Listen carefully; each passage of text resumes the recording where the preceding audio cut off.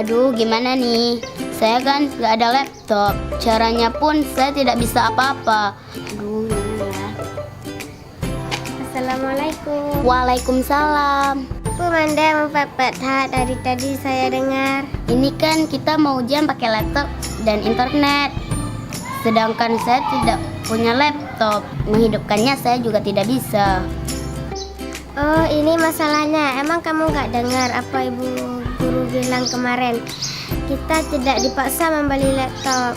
Kalau sudah ada di rumah, punya kakak atau abang boleh dibawa. Saya nggak ada laptop, mau bawa apa? Makanya dengar dulu Lun Pega. Belum habis ngomong, udah kamu potong. Ya, maaf. Kalau kita nggak ada laptop, bisa kita pinjam punya guru kita, bapak atau ibu di sekolah. Nanti juga ada simulasinya. Assalamualaikum. Waalaikumsalam. Dari santai. Santai sedikit. Emang kalian sedang ngomong apa?